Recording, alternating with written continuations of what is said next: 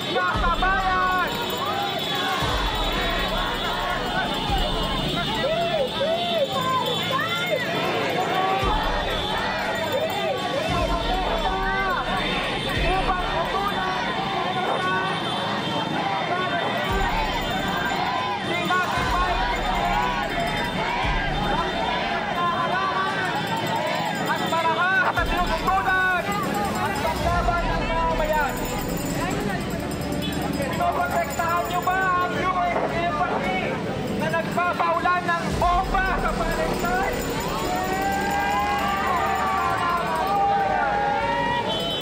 Bakit ba tayo? Kaya na lang natin ang imperialismong US na patuloy sa kanyang genocide. Tulong, tulong, tulong Palestina, laban Palestina, durugin tayo mismo. Laban Palestina, durugin tayo mismo. Free, free Palestine! Free, free Palestine! From the river to the sea! Palestine will be free! Palestine will be free! From the river to the sea! Through anti-imperialism! So, ayan, papunta po sila sa US Embassy, mga kababayan yata.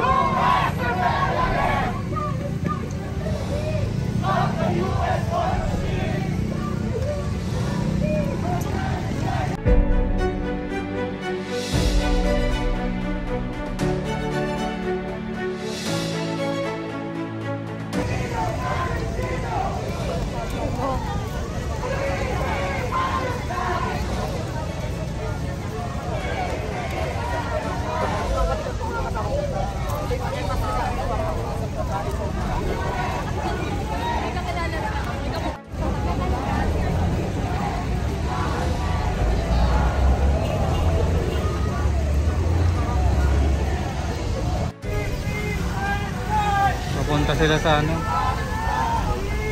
US Embassy. May mga pulis na naman po nakabantay doon.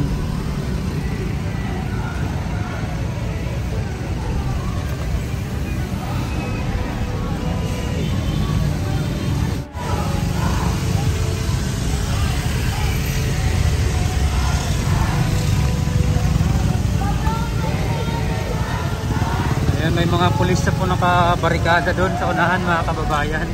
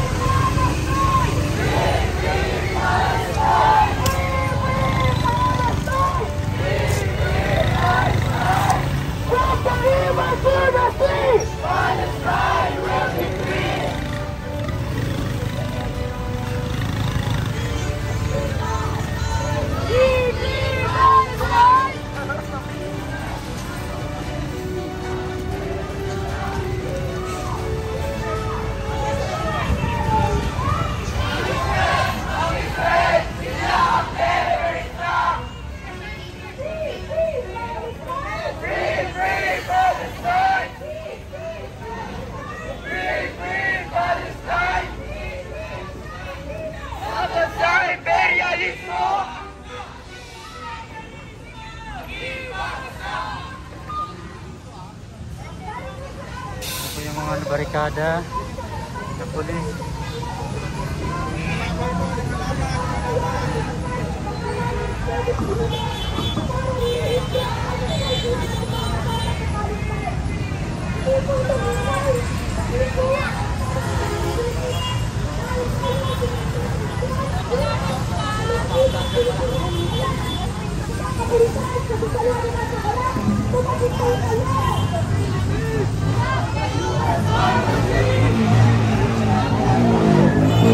Ala, naka ano sila doon. Ayun lang, pumasok na yung mga iba oh.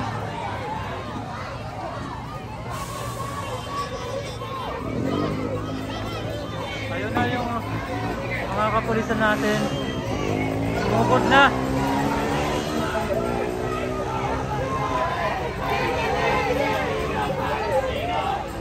Ayun oh. Iwan yung ibang pulis natin.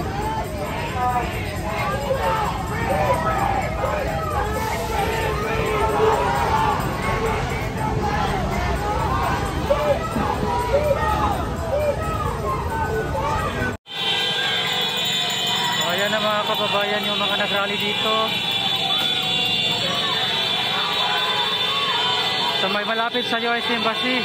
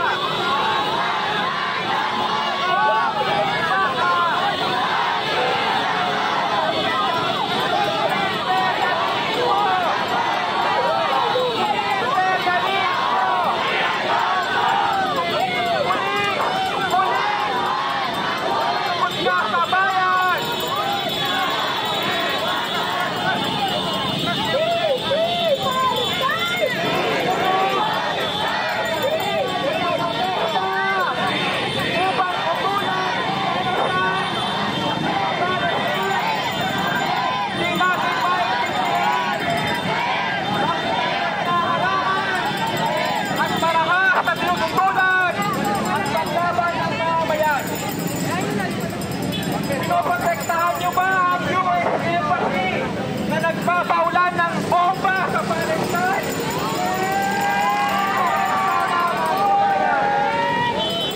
Bayad pa tayo. Kaya na lang natin ang imperialismong US na patuloy sa kanyang genocide. Bayad pa tayo na ang US ay patuloy na magbigay ng armas sa Israel.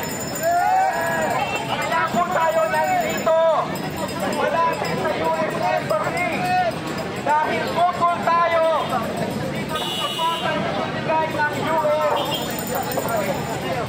Bukol tayo dahil ang gobyerno ni Marcos Jr. hindi ng armas sa Israel.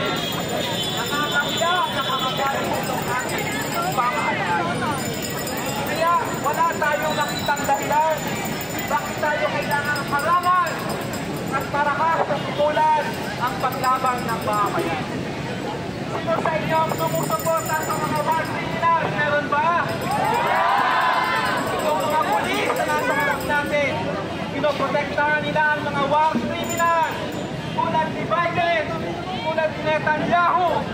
Sila dapat ay managot sa sangkatauhan dahil sa kanilang ginagawang krimen, masakit, pagbobomba at pagpatay ng mga inosente.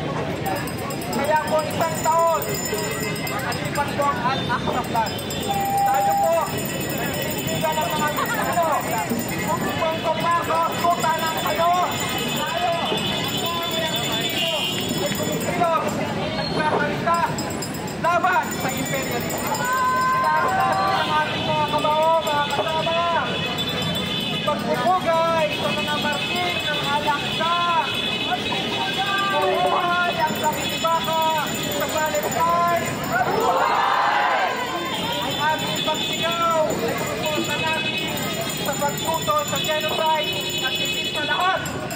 tayo ay naninindigan na dapat ang pamahalaan ng Pilipinas ay tumindig para sa paglaya ng Palestine at hindi suportahan ang imperialismong US.